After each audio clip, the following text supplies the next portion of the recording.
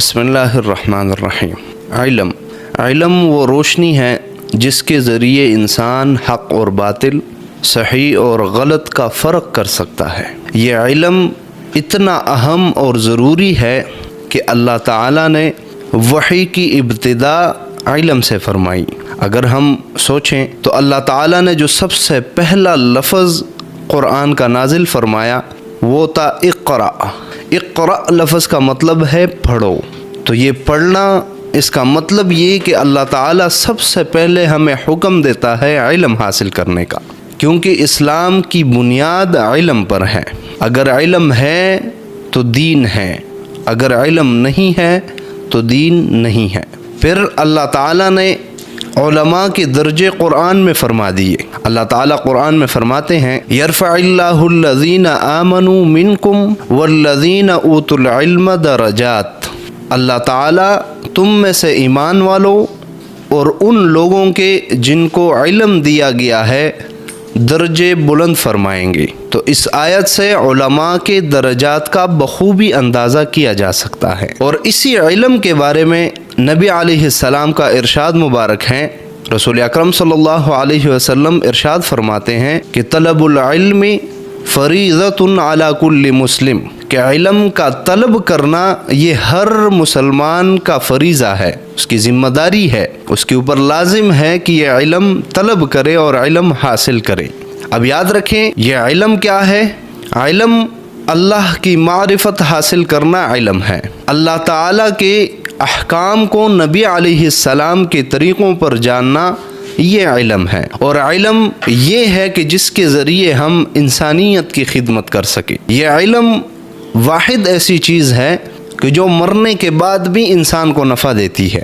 آج کل ہم سب لوگ دنیا کی دوڑ میں لگے ہوئے ہیں، مال کما رہے ہیں، بلڈنگیں کھڑی کر رہے ہیں، زمینیں خرید رہے ہیں، نوکریاں حاصل کر رہے ہیں، بڑی بڑی ڈگریاں لے رہے ہیں، لیکن یہ سب کچھ تب تک ہے جب تک ہم زندہ ہیں۔ جیسے ہی ہماری روح پرواز کر جائے گی یہ ساری چیزیں ہمارے لیے بیکار ہو جائیں گی۔ ہم نے اپنی زندگیاں، اپنا سارا استطاعت، اپنی ساری طاقت، اپنا سارا استعداد انہی چیزوں کو حاصل کرنے میں لگائی، لیکن جیسے ہی ہماری آنکھ بند ہوئی یہ ساری چیزیں بیکار۔ لیکن علم وہ خزانہ ہے کہ جو قیامت تک ہمارا کام آئے گا۔ یہ علم وہ صدقہ جاریہ ہے کہ جو کبھی بند نہیں ہوتا۔ اب یہ علم ہے کیا چیز؟ آج کل عجیب سی ایک وبا ہمارے مسلمانوں میں پھیلی ہے کہ کوئی بھی نت نیا اسکالر آ جاتا ہے، ہمارے سامنے بیٹھ جاتا ہے اور وہ عالم بن جاتا ہے، اور ہم بڑے شوق سے سنتے ہیں، شیئر کرتے ہیں اور سپورٹ کرتے ہیں، اور یہاں تک کہ اس کی وجہ سے پھر اپنے مسلمان بھائیوں کے ساتھ لڑتے ہیں، جھگڑتے ہیں۔ حالانکہ یہ علم صرف معلومات کا نام نہیں ہے کہ ہم نے چند آیات رٹا لی، ہم نے چند احادیث یاد کر لیے اور ہم کیمرے کے سامنے آ کے بیٹھ گئے کہ جی ہم عالم بن گئے۔ ایسا ہرگز نہیں۔ یاد رکھیں یہ علم ایک نور ہے، اور اس نور کے لیے تسلسل کا ہونا ضروری ہے۔ اللہ کے بعد اس کائنات میں سب سے بڑے عالم حضور اکرم صلی اللہ علیہ وسلم گزرے ہیں، یعنی انسانیت کے سب سے بڑے استاد حضور نبی کریم صلی اللہ علیہ وسلم ہے۔ آج اگر کوئی بندہ عالم ہونے کا دعویٰ کرتا ہے تو اس کے لیے ضروری ہے کہ اس کا سلسلہ نبی علیہ السلام تک پہنچتا ہو، نبی علیہ السلام کے ساتھ اس کا ربط موجود ہو۔ اگر اس شخص کا ربط نہیں ہے نبی علیہ السلام تک تو یہ بندہ عالم نہیں ہے، یہ ہمارے لیے بالکل معتبر نہیں ہے۔ اس آدمی کے پاس معلومات تو ہو سکتی ہیں لیکن اس آدمی کے پاس علم نہیں ہو سکتا، وہ نورانیت نہیں ہو سکتی جو نبی علیہ السلام نے اس امت کو منتقل کر دیے ہیں۔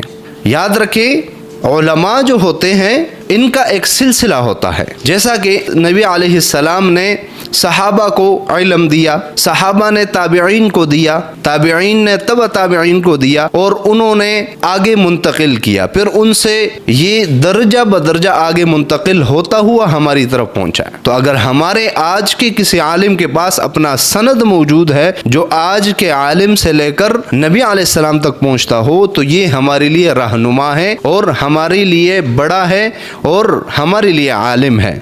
ورنہ اس کے علاوہ کسی آدمی کو عالم تصور نہیں کیا جائے گا، کیونکہ ان کے مسائل میں اور ان کے باتوں میں جو ہے وہ نورانیت نہیں ہوگی۔ لہٰذا ہمیں چاہیے کہ ہم علماء کا دامن مضبوطی سے تھامے رکھیں اور اپنے علماء کو کبھی بھی جو ہے وہ نہ چھوڑیں۔ حالانکہ آج کل شہرت کا ایک بہت بڑا ذریعہ علماء کو بدنام کرنا، علماء کے خلاف باتیں کرنا ہے، حالانکہ اسی سے قرآن و احادیث میں جو ہے منع فرمایا گیا ہے کہ علماء کے پیچھے برا بھلا کہنا یہ گناہ کبیرہ ہے، بہت بڑا گناہ ہے۔